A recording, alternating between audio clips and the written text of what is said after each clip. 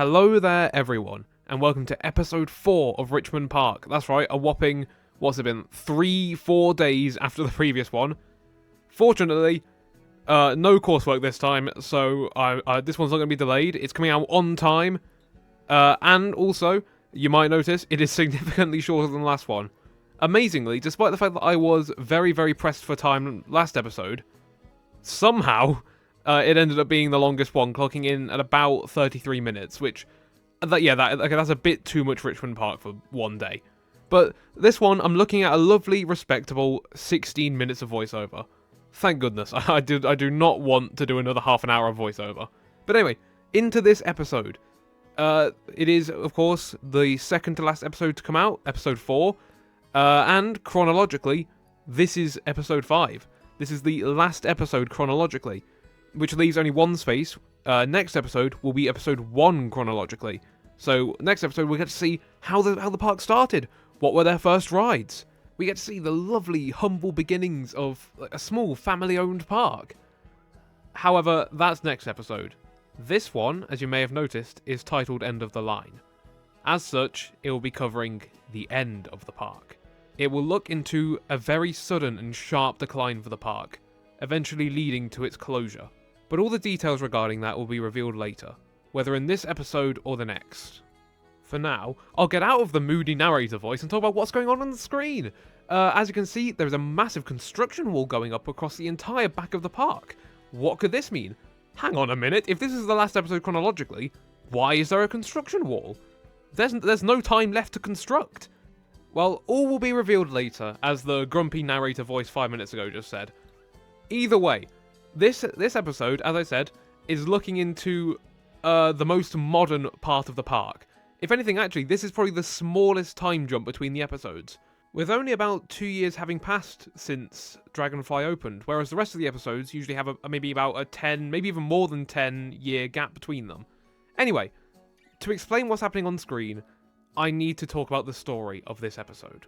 Shortly after the opening of Dragonfly, Richmond Park caught the attention of Wonderland Amusements, a giant in the industry who owned several theme parks around the world, and were hoping to add Richmond Park to that collection. After a lot of discussion, Wonderland Amusements settled on an offer that the Richmond family could not refuse, and they reluctantly handed over the park. Wonderland Amusements sought to expand immediately, with the aim of making Richmond Park their headliner. As such, they contacted Rocky Mountain Construction to create a coaster that would make the park stand out on a world stage, the first ever RMC T-Rex. Which is exactly what you can see me build now, and I do apologise for that. If any of you were still wondering why I don't script my videos ever, that's what it sounds like when I read from a script. You can see it sounds very robotic, but that is what you can see me building now. However, you might be thinking, well, hang on, what's going on here? Why is there only, 1/10 of a coaster on my screen right now? Well, you see, in their rush to build this coaster, and get Richmond Park out there, a big park known across the entire world, they forgot one important detail. Roller coasters are expensive. And so, while they did pay the full price for this T-Rex, they didn't consider how high the construction costs were going to be. As, well, building a coaster over a lake, you're going to have to fill that lake in. And that costs a lot more than they thought it would. So they built what they could, hoping they would just find the money somewhere. However, unhappy with their incomplete payment, the construction company backed out, leaving Wonderland Amusements with a multi-million-pound coaster that would never be completed. This, alongside other financial troubles in the company, led to them filing for bankruptcy. And Richmond Park, alongside all the other parks they owned, went down with them. And after being unable to find a new owner, Richmond Park was abandoned and left to rot. And the things you see built in this episode are the nails in the coffin for this park. The final mark left by Wonderland Amusements on Richmond Park. Anyway, sorry about that. I slipped into the horrible monotone narrator voice again. As you can see, there you go. I've literally just gotten to the end of building the coaster as I said that. Well, I say building the coaster. Unbelievable. Surprisingly, it takes much longer to build an incomplete coaster than a full coaster. And I don't know why that is. Either way, I've just gotten to the end of it now. And I'm currently building the other half of the area that Wonderland Amusements put in. And I'm sorry if I get that name wrong ever. I had to redo that last bit so many times because I kept forgetting the name of the company. But yeah, this is the area, what they built, right? Their big, thrilling expansion.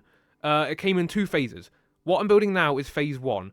And this was finished. This was built literally the year after Dragonfly. So they could start construction on phase 2, which is a big T-Rex you see half built behind this ride. However, this phase 1 was done on the cheap. Hence why you'll see both of the rides that go in here are pretty much just like cheap funfair rides, more or less. Including, as you can see, the one thing that can send a chill down any enthusiast's spine, a Larson loop. Ah! Yeah, I thought this would be a really fitting ride for this area, as, well, when I think of cheap ride, a Larson loop is the first thing to come in. It's a cheap ride from a park owner that doesn't really care. I'm looking at you, Six Flags. I mean, to be fair, actually, I don't remember this exactly, but if I remember correctly, Six Flags are not impartial to building these things. And yeah, they are just cheap, very cheap rides that I keep saying manufacturers, that parks can just sort of throw in when they don't really care about the final presentation of an area.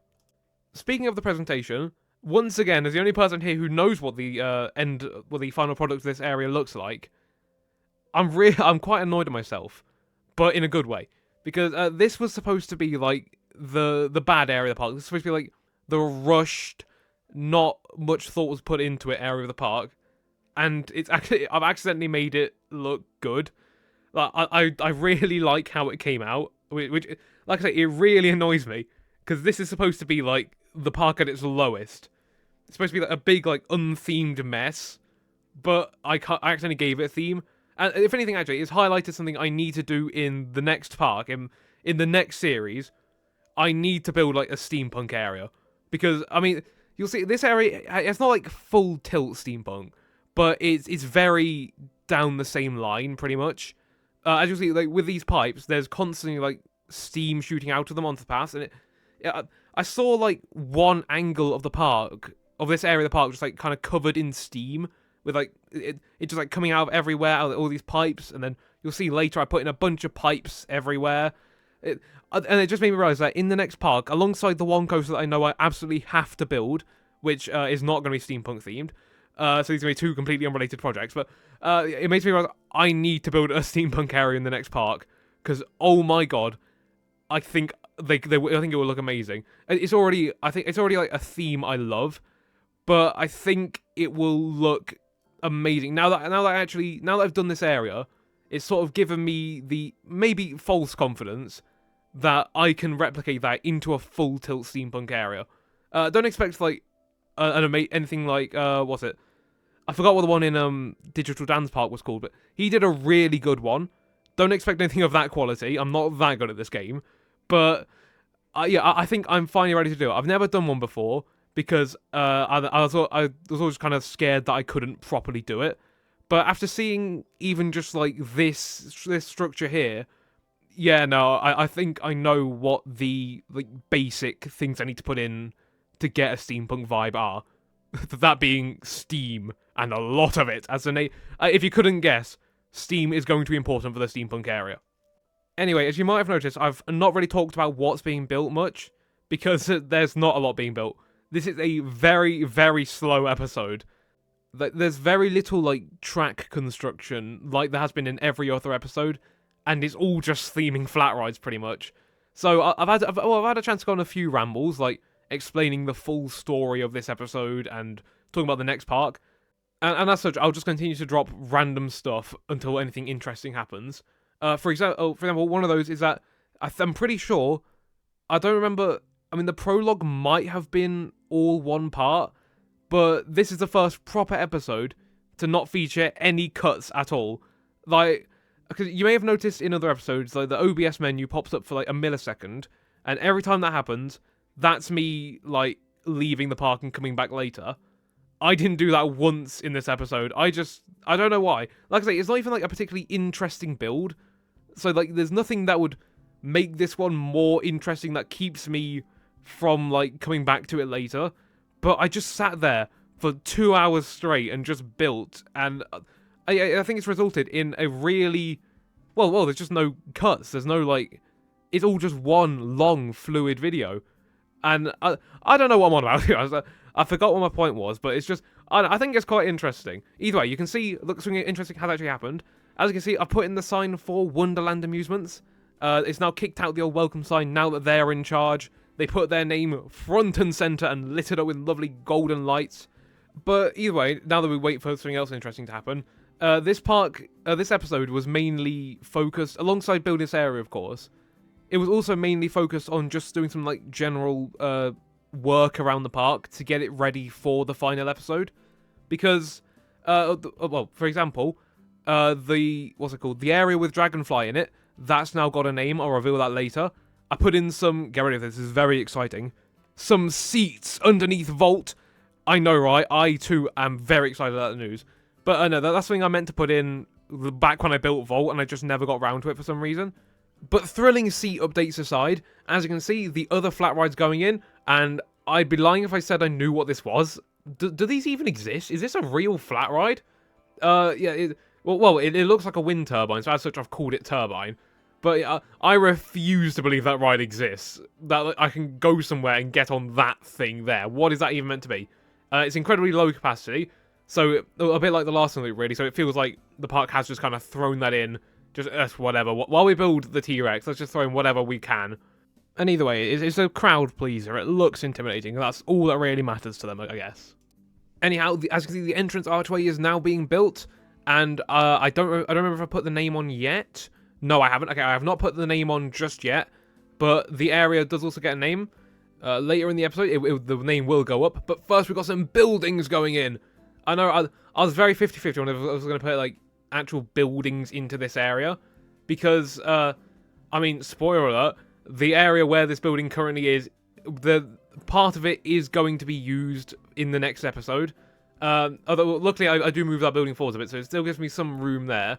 But, look, there's a reason there's a massive, like, series of gaps in the middle of the park. They're going to be used next episode, all of them. But, yeah, hang on. Oh, it's happening. Here we go. Here we go. This is the name for the area. City of Thrills. I know, right? It's bad. But intentionally so. Does that not feel like the kind of name that a company would come in, like, big, not family owned, they don't really care much about the park, big company would come in and build the City of Thrills? In my head, at least, that's exactly the kind of thing they would come in and build. Like, I can picture, once again, shots are being fired at Six Flags. I can picture walking into a Six Flags park and seeing the City of Thrills. Actually, wait, hang on, wait. I'll be back with you in a second. Hello, this is editing me here. I accidentally made an editing mistake, and now there's an audio gap here, so this is me talking throughout the audio gap. Okay, bye. Okay, I've just checked. I'm being completely serious when I say I didn't know this.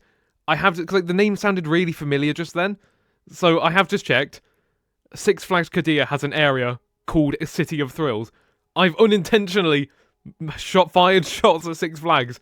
I apologise to any Six Flags executives watching right now. I forgot you had an area called City of Thrills. I mean, but that really does prove my point. That Six Flags has the most generic area names ever. That, even without realising, I've given this area what I would call, like, the most generic thrill name area. And it already exists at Six Flags Qiddiya. And I'll reiterate, I forgot that they called that area City of Thrills. I'm not too versed on all the, like, areas and rides within Six Flags Qiddiya. So, yeah. Either way, I'll move on from that now. Because I'm building a shop. That's right, this whole time I've managed to forget to build a gift shop. Unless, of course, it was always my plan to build the main park gift shop in the next episode. Guys, that wasn't always my plan. I literally just thought of that now. But either way, I'll seize the opportunity next episode and have it so that they built a gift shop immediately upon opening the park. Either way, as you can see, everything is getting a lovely, like, black colour scheme with a red trim, which is very much so the colour scheme of most things in this area. Which, now I think, like, does raise the question of, why isn't Overdrive in this area? As, I mean, well, I don't know if you remember, but Overdrive does have a black and red colour scheme. But, you know, that's there it is in the background. That is a question for another day. I probably should have thought ahead and put Overdrive in this area instead of just kind of randomly jamming into the previous episode. Not the previous episode, episode 2. But either way, hindsight's lovely, isn't it? Anyway, sorry, I was going to cut back to what we were doing, but there's a big thrilling toilet sign going in. And that is the extent of that. Anyway, now we gotta get to look at this. I really like what I've done It hurts to say because this area is meant to be bad, but I really like this area. Like, especially look this. This is probably one of my favorite features of the whole area. Just this wall in general. Just having the pipes running down the wall like that. I can't even explain it. I just love it. Which is why, like I say, I'm definitely building a steampunk area in the next park. Because if it can look like this, but you know, dedicated to that theme, and it's actually going to be like big and grand and well themed, as all things hopefully in the next park will be. Yeah, I'm really excited for how that will look. Either way, I think that's it for the City of Thrills for now, because that's right, this area is finally getting a name. It's only been, what, 2 episodes since it was built, and it's finally getting a name, and I've settled on the very boring name of Willow Creek. Why have I paused? Oh, there we go again. Willow Creek. There we go. Yeah, it's a painfully boring and generic name. Perfect for this park. And also, like I say, I'm very bad at thinking of area names. So, yeah, my bad, guys. It's not a very good name. And then I widen a path for some reason. And then, get ready, guys. The moment we've all been waiting for. Vault benches. Oh, yes. Oh, the video ended. The time-lapse ended much faster than I thought it would. So I'll see you in the real-time section. And here we are, standing outside Willow Creek for the second to last real-time section, and as always, it's absolutely packed here. Why is everyone leaving? Oh no. They really did not like the name, they must evacuate the area immediately. But no, we're not looking in there today, because just down this way, we have the City of Thrills, and there's the Larson loop going. Ring of Fire. So I forgot to tell you the names. Of course, we've got Turbine and Ring of Fire. But here we are at City of Thrills. Here's the entrance for Turbine. The queue is surprisingly not out the entrance just yet, although I'm sure it's going to get there very, very, very soon. And as we walk through the area, we have a... Okay, I don't know why that bench is there. We have a bench in the middle of nowhere, which seems honestly very fitting. But here we are in the area. And look... Oh, hang on, wait, this isn't the angle, hang on. Let me quickly run past everything to get to the angle. But, like, I don't remember where it was, really. I think it was just like... Yeah, here we go, look, just looking down here, look. Just seeing, like, that wall specifically covered in steam. I need to build a steampunk area after seeing that. Wow. But either way, here we are in the area. We have the Refresh and Refuel building, as I'm calling it. And honestly, I quite like this sign. I do like how it came out, you know, having this big spinning sign that says Refresh and Refuel. But we have this lovely, bland, unthemed building selling 4 different kinds of food and or drink. Ring of Fire, the big Larson loop here. Either back to this building a second, because look, you got like steam coming out of it every now and again. And oh, I love it. Look at that. But moving on. Here we have the toilet building with its lovely 2 walls. And, okay, right, I swear those were red when I put them in. I don't know why they've now become pink. But I'll fix that as well later. And here we have the gift shop. As we head in, you can see it's very small and very cramped in here. And there's burger packets on the floor. Who's done that? I'll have them. They cannot be doing that in my park. But no, yeah, it's very cramped in here and intentionally a bit barren because, well, it's just kind of thrown into the area. Like most things in this area, like this very hastily put together cover for the queue, it's not going to look good because they didn't really consider looks when they put this area together. Apart from this one wall where they absolutely locked in for some reason. But either way, we have Turbine, but that's not the focus because as we head down here, we have these walls, the future of fun, and oh, hello. And this one is for whatever reason lowered. Don't remember why I did that, but it conveniently gives us a very nice view. That is not the jump button. What is the jump button? However, it being lowered is very convenient because it lets me look into the site. We can just see over there at the RMC T-Rex. That's where the station would have been. It would then go down into a drop, into a small outer-banked hill, before climbing up that lift hill. I did some measuring. The lift hill would be approximately 260 feet tall, and it would have, I can't really see it. You know, we don't need to be in this view. We can just come out of this view and fly over there. Here we go, we can get a nice look at the coaster. So it would have come up here to about 250 feet, maybe even around 300. I don't know if I counted properly. It would then come over, do a Hyperia-style twisted drop down into there before continuing off into the layout. As for the actual layout would have been, I don't know, I didn't plan it, but yeah, this is the final state of the coaster as they went out of business. And as a nice little side note, if you were curious, the coaster would have been called Adrenaline. I know, right? That is really, really bad, and that's a bad name. But no, it references how it's, you know, a single rail. And that feels like something they'd write, Adrenaline. I can imagine some corporate people up in an office saying, "Oh yes, I love that name. Let's call it Adrenaline." But either way, that is all for this episode. You'll notice these tactically placed empty spots are going to be for whatever's coming in the final episode. But until then, goodbye.